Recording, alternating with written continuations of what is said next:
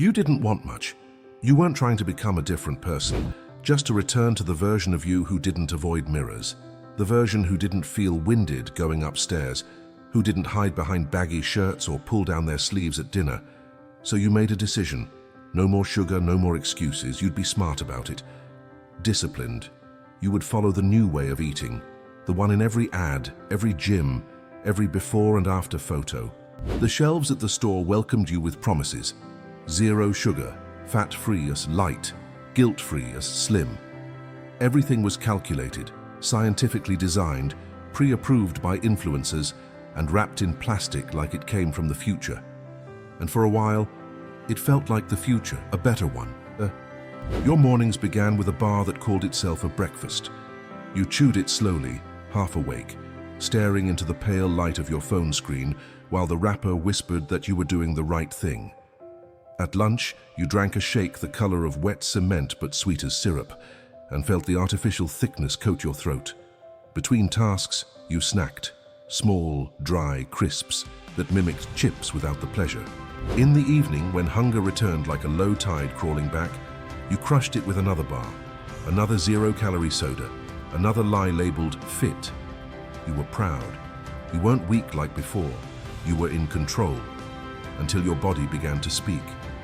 It didn't start with pain, it never does. It started with a fog, a slow thickening behind your eyes, a sense that your brain was wrapped in wool. You lost focus during conversations. You forgot simple words. You stared at pages without reading them. Then came the fatigue. Not the kind that makes you collapse, but the kind that lives in your bones. You woke up tired. You drank more caffeine, but the exhaustion clung to you like humidity in your chest. And then, the digestion. Gas cramps, constipation. You chalked it up to stress, to hormones, to age.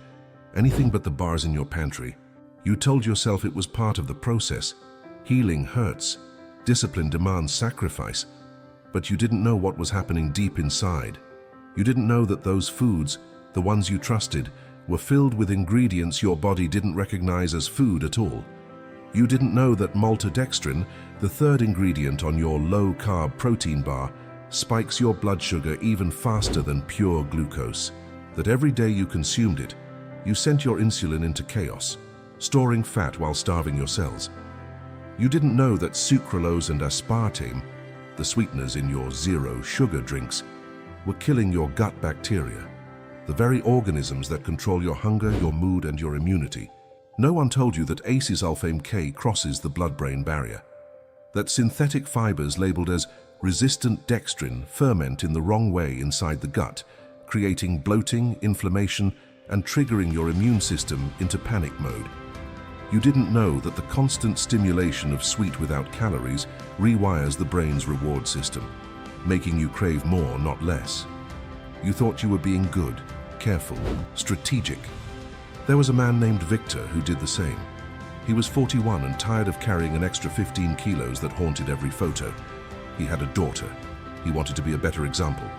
So he swapped his food for boxes of engineered nutrition, shakes, bars, supplements, no sugar, no fat, only numbers. He measured everything except how he felt. It took 18 months before his symptoms became too loud to ignore: blurry vision, daily headaches, insomnia, numbness in the fingertips. But what you were really doing was feeding the fire, 3 times a day, every day. His doctor diagnosed pre-diabetes. Victor was confused. "I haven't eaten sugar in over a year." The doctor looked at his blood work and said nothing. What happened to Victor is happening to millions.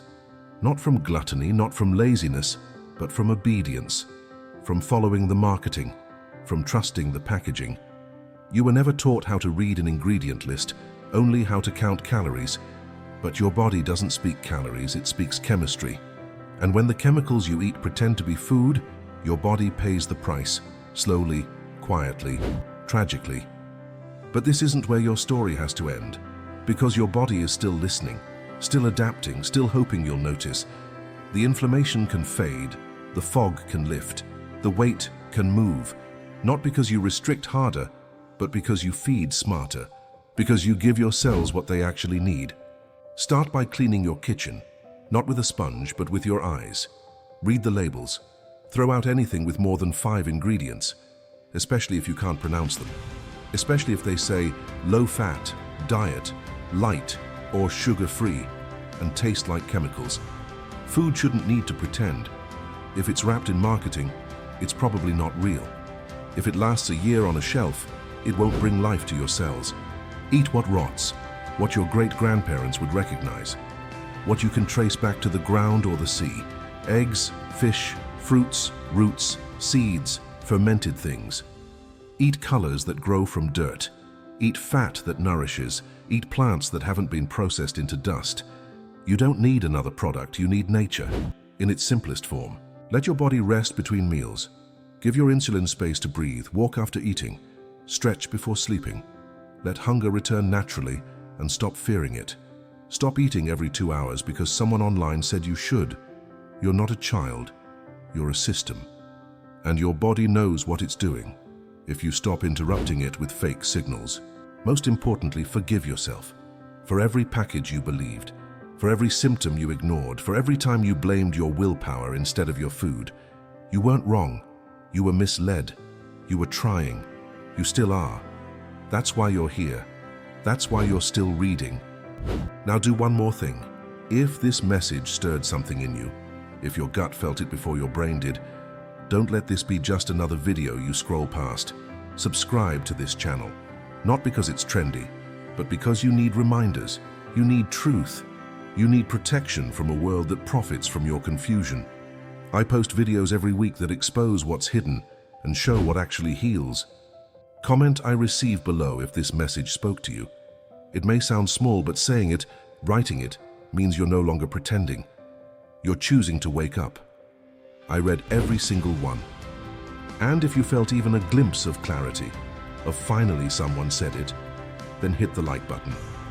That simple act helps this reach more people who are still trapped in the fog.